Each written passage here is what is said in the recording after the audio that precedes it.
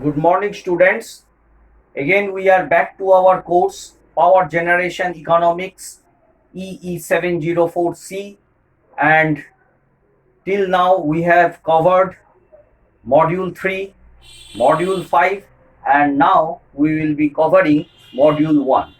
And in Module 3, it was unit commitment and its solution methods and different types of the methods by which we can see that which generator to be committed at what time. We have used the dynamic programming, and in unit 5 there are two chapters. There were state estimation and load forecasting. We have vividly described about the state estimation and load forecasting techniques, and now it is under module 1, and we will be discussing about the pattern of the loads, how the consumer is behaving with the loads, how is the daily load pattern, what is the weekly load pattern, monthly load pattern, yearly load pattern, and how we can use those load patterns to find out the load duration curves and the integrated load duration curves, and what are its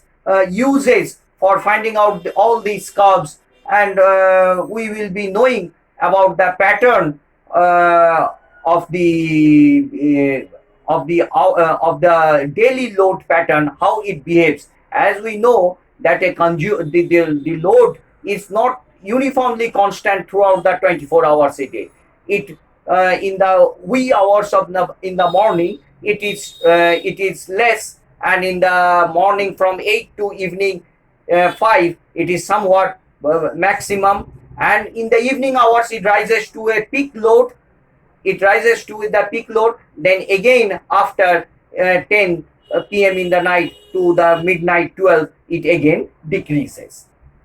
So we have also studied there are domestic loads, commercial loads, industrial loads, and we will be seeing that which loads, how it behaves from the morning 8 a.m. to the next day 8 a.m. This 24 hours pattern, or from the midnight 12 to the next midnight 12, this 24 hours pattern. And we will be these 24 hours we will be making maybe 6 hours, 6 hours, 6 hours, 6 hours load duration, maybe 1 hour load duration, maybe 4 hours load duration. So according to our system we will be deciding what should be, and what is the need for studying of all these things, because how much generation is to be used for a specific amount of the load, that is also most important, that which generators again to be committed at what time. So as we know that the nuclear power plants always acts as the base load, and the gas turbine plants acts as the peak load. So when the peak load demand is there, so we may use some gas turbine power plants. So in this is the way for the study for the load patterns of the curve. So you can write down a power system consists of several generating stations where electric energy is generated, and several consumers for whose use the electric energy is generated. The objective of any power system is to generate electric energy in sufficient quantities at the best suited locations, and to transmit it to the various load centers and distribute it to the various consumers, maintaining the quality and reliability at an economic price. So we all know that the power what we are generating and what we will be sending to the consumer end, so the power can't be stored. So whatever we have to use at the consumer end, we have to generate at that instant of time. That is very much obvious, and you have studied all these things. So the power generated should be used for the at the consumer end. So if there is a mismatch between the generation and the demand that at the consumer end, we know there will be a frequency mismatch, and this frequency mismatch will hamper the stability of the system. So the load pattern, load forecasting we have also studied the load patterns, how the load patterns, how the generators are to be used. That is also one of the most important study. So the reliability and the security of the system. So what amount of generation the power, the generator should generate the power and it sent to the consumer end. So that is also one of the most important study, that is the reliability of the system, that uninterrupted power supply. And we have to see the quality of the supply. That means the power quality means the frequency and the voltage. There should not be any fluctuation, and all these things should be done at an economic price. So we have to use the less generators which are economically suitable, and we have to see that which generator costs less, that we have to use it. And if that generators cost less, if we use, that may hamper the loadability of the transmission line, that may hamper the load. So we have to use a little bit more costlier generator that can supply the power at a little bit more cost, but the security is maintained. So maintain the security of the system, the economic factors may be changed. Also, the first and foremost thing is that security, also the reliability, also the economic cost, also the quality of the power supply. So these are all the things that the general view for a power engineer, all these things must be viewed from the power engineer. So a load curve. A load curve is a plot of the load demand on the y-axis versus the time on the x-axis. So if we plot the time, so from morning 8 to next day 8, that is plotted on the x-axis, and what is the load during this first hour, second hour. So that pattern is known as the load curve. So out of this load curve, what conclusions we can deduce? A consumer uses different fractions of the total load at various times of the day as per his requirements. Suppose a consumer knows that he will tap certain amount of load. Maybe he is tapping 5 kilowatt of load. So he doesn't need 5 kilowatt during the certain time. He needs 0.5 kilowatt from this time to this time. He needs 0.7 kilowatt from this time to this time, and he needs 2 kilowatt from this time to this time, and he may need some kilowatt at once. So the consumer uses different fractions of his total load. If his total load is suppose 5 kilowatt, you will break up that 5 kilowatt into different fractions, and he will be using that load at different times of the day. Throughout the day, 24 hours, he will be using as per his requirements. And we know that the load varies continuously with time and does not remain constant. So if the person, consumer A, is needing suppose 0.5 kilowatts, consumer C may need at that time 2 kilowatts. So the total load must be known, and that must be amount of generated, and the tapping of the loads must be done from the consumer end at different times. So there is a intermittent division of the amounts of the load. So load is not constant from morning 8 to 9. So different customers will tap different amounts of the load during this time. If the load is measured at regular intervals of time, then that curve is known as load curve.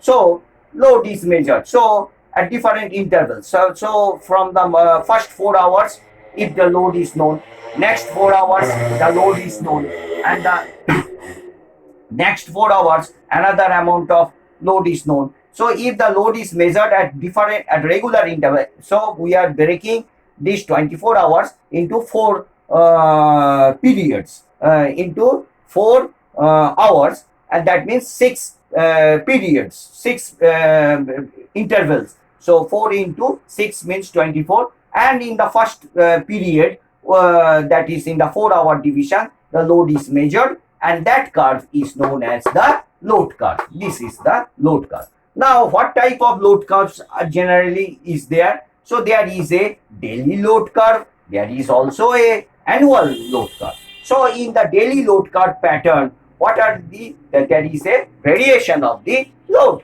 Load is varying. Now, area under the curve gives the number of units generated. So if we know the load curve from the morning 8 a.m. to 10 a.m. and this morning suppose 12 noon to 4 is known to us. So this area gives the number of units generated. So this area gives the number of units. Suppose 4 to 8, this area gives the number of units generated. So what is the definition of the average load? So if we divide the total area, that means this total area, if we divide the total area from 12 midnight to next day 12 midnight, so from 12 midnight to another 12 midnight, if we divide by 24 hours the total area, it gives the average load. So what are the conclusions we can draw from the load curve? So rating and the number of units required. So what is the use of the customers, that we will be knowing, and what generator we will be using. That means what is the rating of the generator we will be using from for a single day, and the number of units. How many such units will be performing the operation to fulfill the requirement of the customers. So another term is, first of all I will tell this one, load duration curve. So what is a load duration curve? It is a plot of the load demand arranged in a descending order of magnitude in the y-axis and the time in the x-axis. So you see, we will be plotting of the load demands arranged in a descending order. So the highest load is 1200 megawatts, then the next is 800 megawatts, and the next is 400 megawatts. So this 400 megawatts stands for how many hours? This stands for 12 hours. 12 hours we have to operate with 400 megawatts. 4 hours we will be operating with 800 megawatts, and 8 hours we will be operating with 1200 megawatts. So that is a plot of the load demands arranged in a descending order of magnitude. You see, it is descending. 1200, 800, 400 according to the periods. So it is a plot of the load demands arranged in a descending order of magnitude in the y-axis and time in the x-axis. So this is very important, load duration curve. You have to draw this figure, and you have to write this, and you have to understand the meaning. So 8 hours means this, 4 hours means 4 hours it will operate with 800 megawatts, and the 400 megawatt will be operating for 12 hours.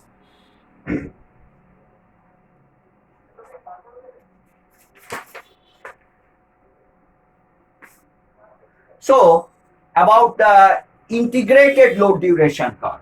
So you can write down, the integrated load duration curve is a plot of the cumulative number of units of electric energy on the x-axis and the load demand on the y-axis. So it is written, it is a plot of the cumulative number of units of energy on the x-axis. So what is the cumulative number of units? One after another. Suppose this period is of 5, then total from the next period it becomes 6. So for this period you have to write 11. So for the next period it is 4. So 11 plus 4 means 15. So it is a plot of the cumulative number of units on the x-axis and the demand on the x-axis. So units of energy. So how much energy it has to be generated. So it is a plot, number of units generated and the demand on the y-axis. So this is the actual integrated load duration curve. This is the integrated load duration curve.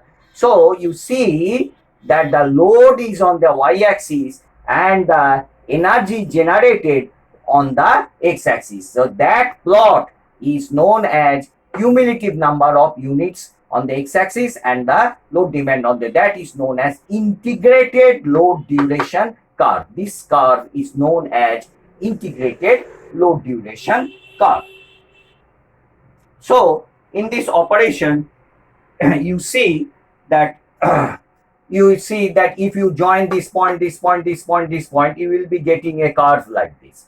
Now, in the operation of a hydroelectric power plant, it is necessary to know the amount of energy between different load levels. So how much? Suppose the demand is D1 at this time and the demand is increasing from D1 to D2. So in the operation of a hydroelectric, it is necessary to know how much amount of energy between different load levels. So the load is D1 and the next load is D2. So how much amount of energy is there? How much amount of energy to be generated by the generators to meet this one? So we have to know in the operation of a hydroelectric power, it is necessary to know the amount of energy between different load levels. So how much amount of energy generated? So this area particularly denotes, this green one particularly denotes the energy generated. So you can write down in the information can be obtained from the load duration curve. So this is the load. The information can be obtained from the load duration curve. Let the load duration curve of a particular station as indicated and area enclosed by the load duration curve represents the daily energy in the megawatt hours. So this energy, this area denotes the energy in megawatt hours. So the minimum load is how much? It is given, it is D1. So the energy generated during the 24-hour period is 24 into D1. So the first one, if you want to find out this area, this length is 24, this is D1. So how much the energy? So 24 into D1. Here it is a pure rectangle. Here it is the straight line parallel to the y-axis. So this length into this width. So 24 into D1 is the energy. Now it has increased from D1, linearly increasing from D1 to D2. Now this area, how to find out this area? We have to find out the area of this one. O, A1, this point is B1, D2. So we have to find out this area and we have to subtract this 24 D1. We will be getting this green area. So you can write down, as the load demand increases from D1 to D2, the total energy will be less than 24 into D2. So if we tell that it is 24 into D2, it is wrong, because D2 is this one, D2 is this one, this is 24. But here you see it is not a straight line. Here it is a little bit curved. It is little bit curved. So the total area will not be 24 into D2. So it will be less than. So it is little bit slanting here. So it will be less than 24 into D2. Now, since the total load demand of D2 persists for a duration less than 24 hours. So this total D2, here you see this point is less than 24 hours. 24 hours is here, this point. But here it is little bit less than 24 hours. So you can't directly multiply with 24 into D2. So it is less than 24 hours. So the total area will be less than 24 into D2. So the total energy generated in the given area. So this green area will be the total area. We have to integrate this, integrate this, subtract 24 into d1. But this is a particular rectangle. We have to subtract the total area from this. We will be getting this one. So if we know the energy, so energy is plotted on the x-axis and the demand is plotted on the y-axis, we will be getting integrated load duration curve. Now, what are the conclusions we will be getting from the integrated load duration curve? So you can write down uses of integrated load duration curve. Number one, the amount of energy generated between different load levels can be obtained. So how much energy is generated, should be generated for different load levels, that we can obtain.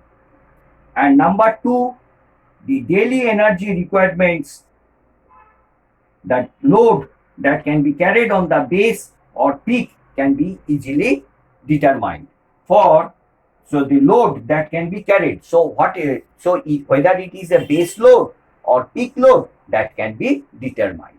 So whether it is a base load or peak load, that can be determined from the integrated load curve, as well as we can determine the amount of energy that should be generated for a certain amount of load. So these are the little bit area we can focus. So I am rubbing this part.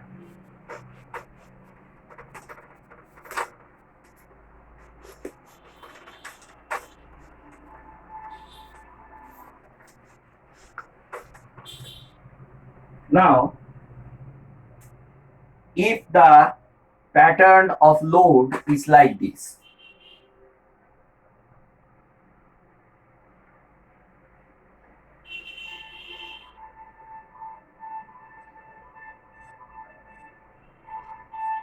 so here it is, this side, the y-axis is, and this is the x-axis. Here it is time in hours, and here we can say it is load in megawatt, So here, this point we can say that this is the base load, so this amount of load should be there, and this is the controlled, this amount is known as the controlled generation. So we have to control how much the generation should be controlled. This is the control, and from the controlled generation to this point, it is known as the peak load.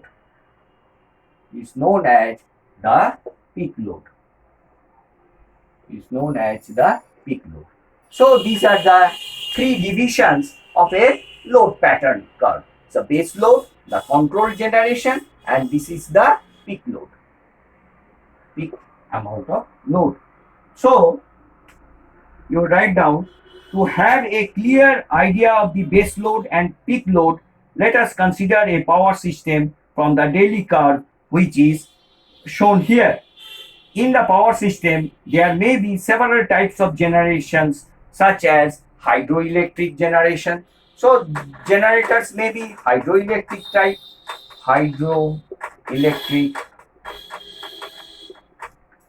Number two, it may be of fossil fuel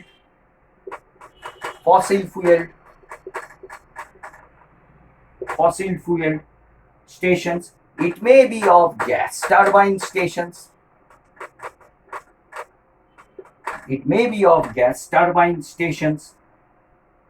And of these stations, it may be of nuclear power stations.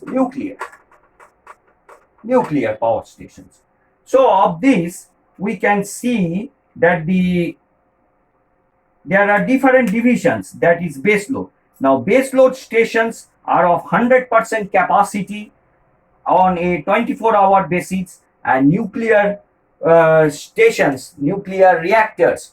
This here is nuclear power plants we can use for the base load, as well as intermediate or controlled power generation stations are normally loaded, uh, are not fully loaded. These control generations are not fully loaded. So here the hydroelectric can be operated.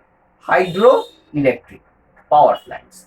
Hydroelectric power plants can be operated at the intermediate controlled part of the generation. And the peak load during the peak load hours only, and peak load are particularly used for gas turbine power plants. This here we can use as the gas turbine power plants. So we can use here. So these are the different divisions and you can understand it very clearly. So a base load station operates at a high load power factor. So the base load station operates at a high load factor, whereas the peak load plant operates at a low load power factor. So here it is low load factor, and here it is high load factor, high load factor. So different definitions are there for the load factors, and we will be continuing it for the next session. And you go through these videos, and I think you will be have a good conception on these patterns of the load. And thank you, students. Go through this course again. Thank you.